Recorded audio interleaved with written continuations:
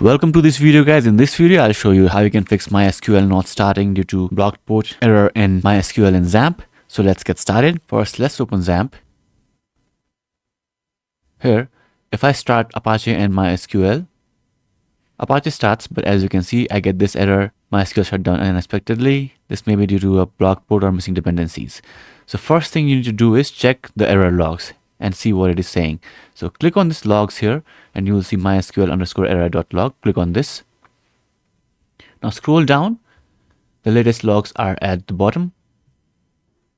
Okay, and here, as you can see, it says, do you already have another MySQL running on port 3306? Can't start server. Only one usage of each socket address is normally permitted. This means that something is already running on port 3306. So what you can do is first kill whatever is running on port 3306 or change the port that this MySQL is running on. Now, if you change the port that this MySQL runs on, then you will have to change the port number in all your applications too, because by default, every application tries to connect on port 3306. So first, let's try to kill whatever is taking port 3306. Press your Windows key and type services. Click on this and scroll down, or just press M and it will take you here. Now here, as you can see, I have this another MySQL 80 service. This is running from my MySQL Workbench server. So what you can do is you can just right click on this and click on stop.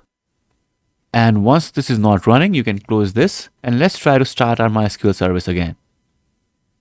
So this time, as you can see, status has changed to running. Now, if you want to change the port, let me show you how you can do that too. Stop this, click on config and click on my.ini.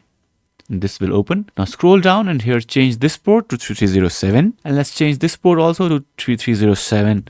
Let's save this by pressing Ctrl S and let's close this. And now let's run this again.